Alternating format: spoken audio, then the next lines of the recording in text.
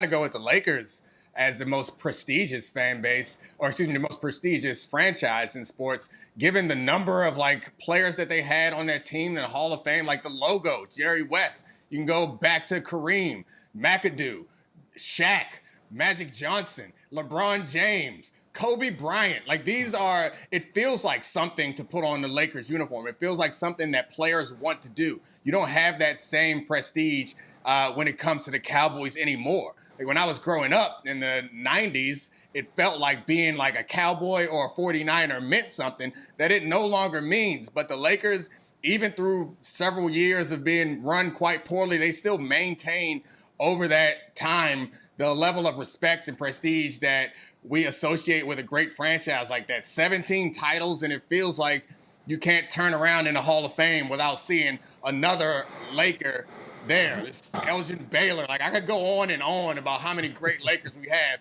and it feels like in the last few years for the Cowboys, I mean, Tony Romo, like we got to go back to Troy Aikman to start talking about like guys that we're gonna remember and guys that we consider prestigious and contributing to the game. Like Magic Johnson made basketball what it is today, and then they put Jerry West on the logo. So it's hard to me. You can argue with any other franchise. I know Celtics fans gonna be upset, and maybe this is sacrilege a day after we spent talking about Bill Russell, but the Celtics ain't the Lakers. Yeah, I'm going to go with the New York Yankees. I'm going to take it to the Bronx, who is right down the street from where we are right now at Seaport. When you look at the Yankees, you look at their history, you talk about Babe Ruth, Yogi Berra, Joe DiMaggio, Derek Jeter, Dave Winfield, and the list goes on and on and on. But you talk about the 27 championships. And the only team I think that is close to it is Montreal when it comes to the Canadians in hockey.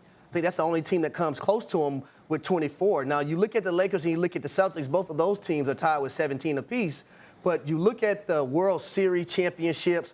You mentioned Baseball Hall of Fame. You look at how many players, but not just players, but coaches and broadcasters, announcers that they have in the Hall of Fame as well. So I'm going to go with the New York Yankees. Are we allowed to throw college football teams in here? No, Christine.